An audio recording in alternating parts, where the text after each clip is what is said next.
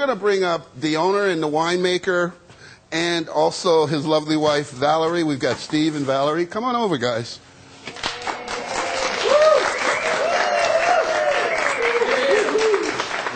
Steve, tell us about the wines that we're working with today.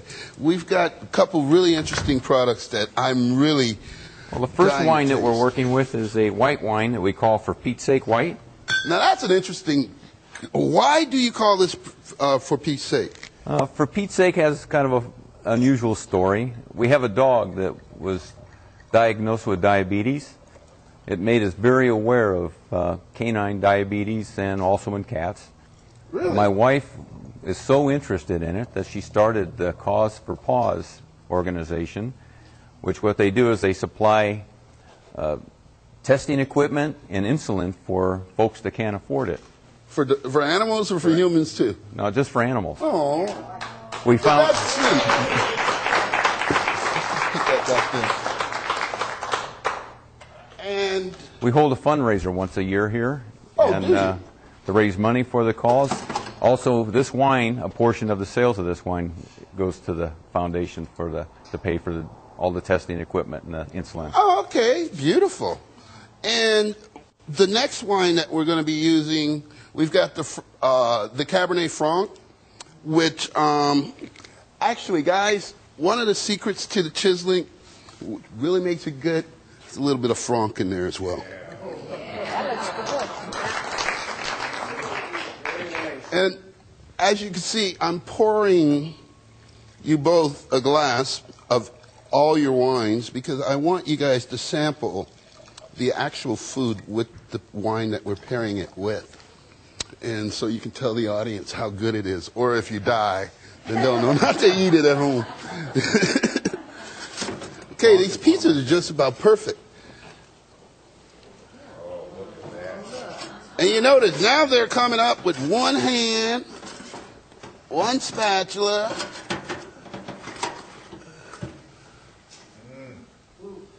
and I'm just going to bring this over.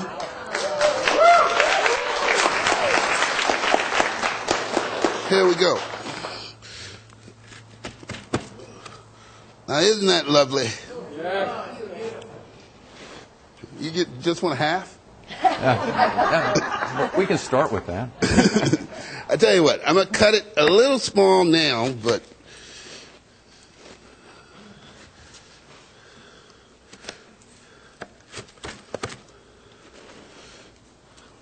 now tell me the story on the Franc, please. Cabernet Franc is one of my wife and my favorite wines.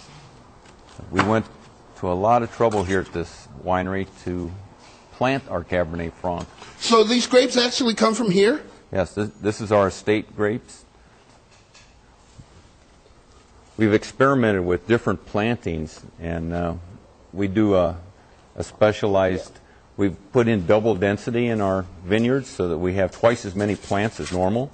Really? By doing that, we've been able to intensify the flavors. We don't grow as many berries on each plant, so that each plant just works off of 6 or 8 clusters of grapes so that it's able to produce a much higher quality grape. Now we have one last wine that we're going to... Now don't forget to try it with the pizza.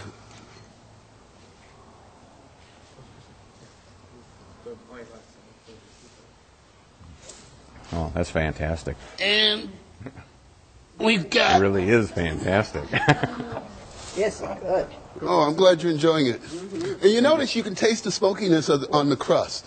That's the secret to doing a crust on the grill or in a fireplace. But I was going to use your fireplace. I was like, I just didn't trust it. This is fantastic. I'm glad you're enjoying it. And now, the next wine is the Field Blend. And we're going to go ahead and pour that.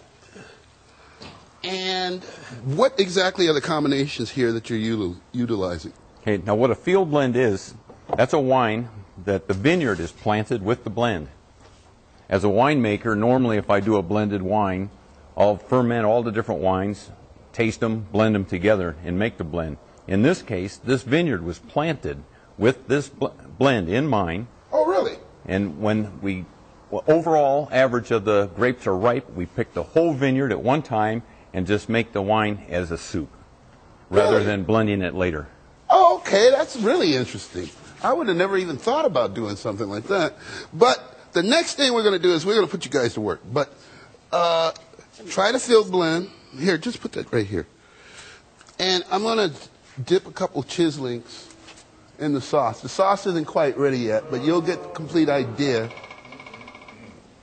One for each. Wow.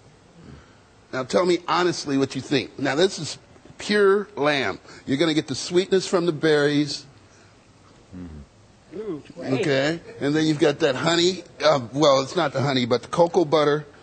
You've got the sweetness of the cocoa butter, and with the lamb, it's a great combination. But you got to try it with the field blend. I think you're going to really appreciate that. And you can also try it with the franc. That's great. It's a great combination. That works for me. Now, the next thing we're going to do is we're going to do some canapes. And no, we're not going to open cans of peas. Everybody always says, why are you opening cans of peas? So, now, the first thing we're going to do is cucumber and dill canopy. How are you guys with a pastry bag? I think my wife's probably better at that than I am. I don't know. To finish the chicken, now we actually poached a chicken and for Pete's sake wine, okay? And then we're going to put a little bit of apricot on it. And we also soaked the apricots in for Pete's sake as well. So you're gonna get drunk off of this. And I'm just gonna put chives on these two. I'm also gonna put a little bit of dill on the salmon as well. But go ahead and give these a try and tell me what you think. Yeah, I think that salmon's calling our name. Yeah, that's. There you go. I'm gonna try one with you. Real pretty. Very good. Oh,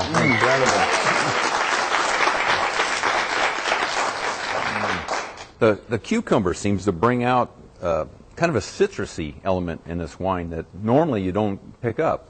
Well, I didn't tell you one ingredient that you'll find in the recipe, and that's lemon zest and also a little bit of fresh lemon juice. All right. Which I did that intentionally because I wanted to see if you would notice that it would pick up the citrus in the wine. It does. I mean, yeah. It's amazing. Thank you very much for watching the show today, and we'll see you next week. Thank you very much for tuning in.